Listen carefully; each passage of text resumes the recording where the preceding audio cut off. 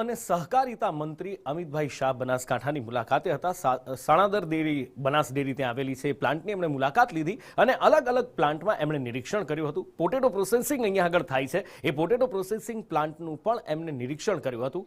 વધુ માહિતી સાથે સહયોગી સંવાદદાતા હિરેન રાવલ મારી સાથે લાઈવ જોડાયા છે।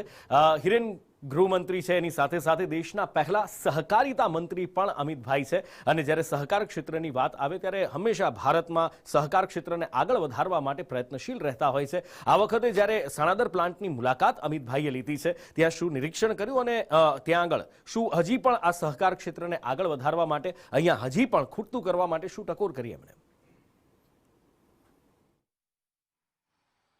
કેન્દ્રીય ગૃહ અને સહકારિતા મંત્રી અમિત શાહ 3 દિવસ ગુજરાતના પ્રવાસે છે અને આજે બીજા દિવસે સંપૂર્ણ દિવસભર તેઓ બનાસકાંઠા જિલ્લાની અંદર અને એમાં પણ ખાસ બનાસકાંઠા જિલ્લામાં જે સહકારી સંસ્થાઓ આવેલી છે એ સહકારી સંસ્થા એટલે કે બનાસ ડેરી અને એના લગતા અલગ અલગ પ્લાન્ટ છે એની મુલાકાત તેમણે આજે સવારથી લીધી છે, જેમાં બનાસ ડેરી દ્વારા જે તૈયાર થયેલો સીએનજી અને ફર્ટિલાઇઝર પ્લાન્ટ છે કે જેનું લગભગ 150 ટન પાવડરની પ્લાન્ટની કેપેસિટી છે એનું તેમણે ખાતમુહૂર્ત કર્યું છે।